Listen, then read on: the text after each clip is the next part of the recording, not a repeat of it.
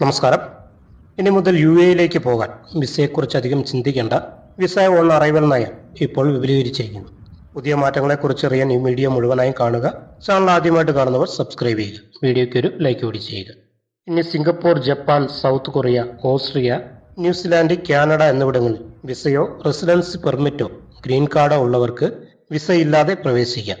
അതായത് ഇവിടെയുള്ള വിസയോ റെസിഡൻസി പെർമിറ്റോ ഉള്ള ഇന്ത്യൻ പൗരന്മാർക്ക് ഇപ്പോൾ യിലേക്ക് നേരിട്ട് വരാം, അതും മുൻകൂർ വിസയില്ലാതെ. യുടെ ഏത് അതിർത്തികൾ വഴിയും പ്രവേശിക്കാം.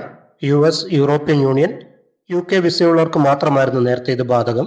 ദുബൈയിലെത്തുന്നവർക്ക് general director of residency and foreigners affairs website വഴി വിസ എടുക്കാം. ICP വെബ്സൈറ്റ് വഴിയും ട്രാവൽ ഏജൻസികൾ വഴിയും വിസ എടുക്കാം. 6 മാസം കാലാവധിയുള്ള പാസ്പോർട്ട്, അടുത്തിടെ എടുത്ത പാസ്പോർട്ട് സൈസ് ഫോട്ടോ, മറ്റു രാജ്യങ്ങളുടെ visa, residence permit, green card എന്നിവയുടെ പകർപ്പും വേണം.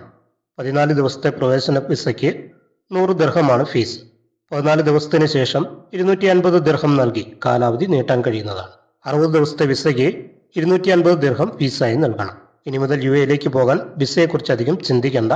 നിങ്ങൾക്ക് ഈ വീഡിയോ ഇഷ്ടമായെങ്കിൽ ലൈക്ക് ചെയ്യാനും ഷെയർ ചെയ്യാനും ചാനൽ സബ്സ്ക്രൈബ് ചെയ്യാനും മറക്കരുത്. മറ്റു വാർത്തകളും അറിയിപ്പുകളുമായിട്ട് വീണ്ടും കാണാം.